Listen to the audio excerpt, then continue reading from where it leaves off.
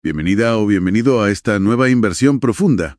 Hoy vamos a mirar una pregunta que nos ha llegado. La verdad es que muy intrigante. Sí, cuéntanos. Pues nos preguntan si es posible que el evento de Pentecostés, ya sabes, ese momento tan extraordinario del don de lenguas, si pudo tener algo que ver con sustancias psicoactivas. Anda, curioso punto de partida. Así que, bueno, vamos a explorar un poco esto del uso de enteógenos en el antiguo Cercano Oriente. Vale. Una aclaración rápida. Nos centramos en Pentecostés, el relato de Hechos 2, no la Asunción ni nada de eso. Perfecto. Nuestra misión hoy, pues ver qué plausibilidad tiene esta idea, mirando el texto bíblico, claro, pero también la historia, la arqueología y lo que dice la ciencia. Una aclaración rápida antes de empezar, que es importante. Hablamos de Pentecostés, ¿vale? El descenso del Espíritu Santo, Hechos de los Apóstoles, no la Asunción de María, que eso es otra cosa. El meollo aquí es ese momento. Hechos 2. El relato habla de los apóstoles reunidos. De repente, un ruido fuerte, lenguas como de fuego, y empiezan a hablar en otras lenguas. Pero lo crucial aquí es que había gente de muchísimas naciones distintas. Partos, medos, elamitas, de Mesopotamia, Judea, Capadocia, bueno, un montón. Y cada uno les oía hablar en su propia lengua. Esto es clave. Se describe como xenolalia. O sea, hablar un idioma real que no has aprendido. Fundamental distinguirlo, sí. No es glosolalia, que sería hablar en lenguas raras, sonidos sin una estructura que entendamos, ¿sabes? Aquí el texto insiste en que se les entendía. Oían las maravillas de Dios, pero cada uno en su idioma materno. Que es muy diferente de la glosolalia, ¿sabes? Vale. Que esos serían más bien sonidos como extáticos, balbuceos, sin una estructura de idioma real. Vale. Y Hechos insiste en que era xenolalia y que tenía un fin: comunicar, proclamar las maravillas de Dios. Había un mensaje claro. Imagínate la escena, ¿no? Estar allí, siendo de Capadocia, y oír a un pescador de Galilea hablándote en tu dialecto. Normal que fliparan. Claro, la reacción principal fue de asombro. El texto insiste mucho en esto. No eran ruidos raros, eran idiomas. Idiomas conocidos. El término técnico es xenolalia. Además, lo que decían tenía sentido. Proclamaban las maravillas de Dios. Comunicación coherente. El objetivo era comunicar, clarísimamente. No era un balbuceo sin más. La reacción de la gente, pues imagínate, asombro total. Aunque, bueno, también había burlas. Algunos decían, están llenos de mosto, o sea, que estaban borrachos. Pero Pedro sale rápido a desmentirlo. Dice, a ver, que son las 9 de la mañana. Demasiado pronto, ¿no? Y añade un argumento de peso. La borrachera te hace balbucear, decir cosas sin sentido. No te da una fluidez milagrosa para hablar idiomas extranjeros que no conoces. Claro, y aquí es donde entra el contexto histórico, que, bueno, es fascinante, la verdad. Porque sí sabemos que en el mundo antiguo se usaban sustancias en contextos religiosos. En Egipto, en Grecia, hay pruebas. Cannabis, opio, beleño, mandrágora, diversas plantas y preparados. Y tenemos evidencia arqueológica bastante potente. Por ejemplo, en Tel Araz, en Judá, se encontraron restos de cannabis e incienso en un altar del siglo VIII a.C., un lugar de culto asociado a adoradores. O sea que el uso ritual estaba ahí. Y luego están las hipótesis académicas, claro. Gente como Benny Shannon ha sugerido que quizás figuras como Moisés pues pudieron tener experiencias místicas ligadas a plantas como la acacia, que tiene DMT, un psicodélico potente, o que los sacerdotes usaran ungüentos, inciensos, preparados con componentes psicoactivos para buscar visiones, para tener experiencias espirituales, estados alterados de conciencia, y no necesariamente fumando, Podían ser infusiones, ungüentos, inciensos. Vale. O sea que el uso de enteógenos, de sustancias para alterar la conciencia con fines espirituales, eso sí está documentado en la zona. Sí, eso parece bastante claro. Y hay teorías académicas, claro, que especulan sobre si Moisés pudo usar acacia con DMT. Y luego están esas hipótesis, ¿no? Sobre figuras como Moisés y la zarza ardiente, especulando si plantas como la acacia, que puede tener DMT, jugaron algún papel, o las teorías sobre los ingredientes del incienso del templo, o el aceite de la unción, si buscaban provocar estados alterados, visiones. Correcto, pero es muy importante decir que son eso, hipótesis interpretativas. Se basan en leer los textos de cierta manera y en pruebas indirectas.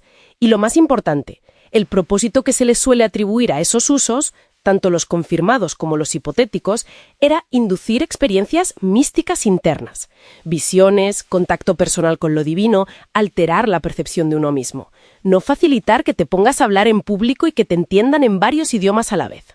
O si los sacerdotes tenían sus propios preparados para inducir visiones. Pero fíjate, estas teorías normalmente se asocian a figuras concretas, como profetas o sacerdotes, y para experiencias místicas más bien personales, no tanto a jueces fumando como costumbre, y desde luego no a un evento de comunicación pública y masiva como Pentecostés. Vale, entiendo. Había sustancias. Se usaban en contextos religiosos, sobre todo para experiencias internas, visiones. Pero, entonces, ¿cómo encaja eso con Pentecostés? Porque ahí es donde la cosa como que no cuadra del todo, ¿no? Lo que describe Hechos, como decíamos, es xenolalia. Es una capacidad comunicativa, digamos, mejorada, hacia afuera, pública. Hablar idiomas reales, desconocidos para el hablante, pero inteligibles para el oyente nativo. Claro, y aquí es donde la hipótesis choca de frente con el relato de Pentecostés, ¿verdad? El evento se describe como una capacitación para comunicar hacia afuera, no una experiencia interna o una simple desinhibición. Exactamente. Y si nos vamos a la ciencia actual, ¿qué sabemos de cómo afectan las drogas psicoactivas al lenguaje? Pues mira, tienden a hacer justo lo contrario de lo que cuenta Hechos 2. Sustancias como el LSD, los hongos, el DMT, pueden dar lugar a experiencias muy profundas, sí, pero en el lenguaje suelen causar desorganización, que la sintaxis sea más simple, dificultad para articular ideas complejas o incluso que la persona no hable. Pueden inducir glosolalia, esos sonidos raros sin significado aparente. Pero no xenolalia. O sea, no te pones a hablar de repente, fluidamente, un idioma extranjero real que no conoces de nada. Correcto. No hay ni un solo caso documentado y verificado científicamente de xenoglosia inducida por drogas. Ni uno. Los efectos en el lenguaje van para otro lado, hacia la ruptura, la interiorización, no hacia una habilidad comunicativa milagrosa y multilingüe. Así que el mecanismo de acción de estas sustancias pues no encaja con lo descrito. Entiendo. Entonces, si la explicación química parece tan improbable para esa xenolalia que se describe, ¿hay otras maneras de enfocarlo? Quizás el relato no es una crónica literal, palabra por palabra. Esa es una vía de análisis importante, claro, desde la crítica bíblica. Algunos estudiosos sugieren que Hechos 2 podría ser una interpretación teológica, una interpretación de un evento de éxtasis religioso que a lo mejor sí incluía glosolalia.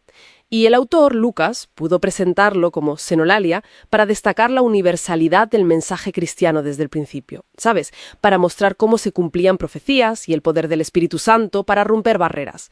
De hecho, sabemos que gente que practica la glosolalia hoy a veces cree sinceramente que está hablando lenguas reales. Vale, entiendo esa perspectiva. Pero, bueno, incluso si aceptamos que el relato podría ser una interpretación teológica de algo quizá más ambiguo. Incluso en ese escenario, atribuir la causa original de ese supuesto éxtasis que luego se interpretó como xenolalia a las drogas sigue siendo complicado si nos fijamos en la descripción que tenemos. Porque la descripción insiste en la comunicación inteligible. Así que, si tomamos Hechos 2 tal poco está escrito, la hipótesis de las drogas como causa directa de esa xenolalia específica es científicamente muy poco sostenible. Los efectos conocidos no cuadran. Vale, resumiendo un poco entonces, la idea de que Pentecostés fue un evento provocado por drogas choca bastante. Choca con la descripción bíblica, que insiste en lenguas claras y entendibles por muchos. Y choca con la ciencia, que dice que esas sustancias más bien alteran o deterioran el lenguaje de otras formas, pero no generan idiomas extranjeros coherentes de la nada. Aunque sí, el uso ritual de sustancias para buscar visiones internas existió, pero no parece aplicable a este evento concreto. A ver, podríamos entrar en el debate de la crítica textual. Algunos académicos sugieren que quizás los autores de Hechos interpretaron un evento de éxtasis religioso colectivo que a lo mejor fue más bien glosolalia, y lo describieron como xenolalia por razones teológicas, ¿sabes? Para destacar que el mensaje cristiano era para todas las naciones, universal. Es una interpretación posible desde la academia. Pero incluso aceptando eso como una posibilidad interpretativa del texto, la hipótesis concreta de que las drogas fueron la causa de la xenolalia que se describe en Hechos 2, pues sigue siendo científicamente muy, muy difícil de sostener. Los efectos no encajan con esa descripción tan específica. Vale. Entonces, si ponemos todo sobre la mesa, ¿qué nos queda? Por un lado, el relato bíblico. Describe Xenolalia, comunicación clara, milagrosa y en idiomas extranjeros reales. Por otro, la historia. Sí, había enteógenos, se usaban en rituales, pero más bien para inducir estados internos, visiones, no para hablar idiomas. Y luego, la ciencia. Los efectos conocidos de las drogas suelen ser distintos, a menudo alteran el lenguaje complejo para mal, y no hay ni una prueba de que causen xenolalia. Pues la conclusión parece bastante clara, ¿no? Si nos basamos en la coherencia entre lo que dice la Biblia, lo que sabemos de la historia y lo que nos dice la ciencia, la hipótesis de que unas drogas expliquen el fenómeno de Pentecostés, tal como se describe en Hechos 2, con esa xenolalia tan particular, pues resulta altamente improbable. Sencillamente los efectos no coinciden, van por caminos opuestos. Muy interesante. Y esto, claro, nos deja con una reflexión final. ¿Cómo nos acercamos a estos relatos antiguos? Relatos de sucesos que parecen extraordinarios. ¿Dónde ponemos la línea? Entre la fe, la interpretación simbólica, el buscar explicaciones materiales como esta que hemos explorado. Y quizás simplemente admitir que hay experiencias que, bueno, desbordan un poco las categorías que usamos normalmente para entender el mundo. Una pregunta para seguir pensando.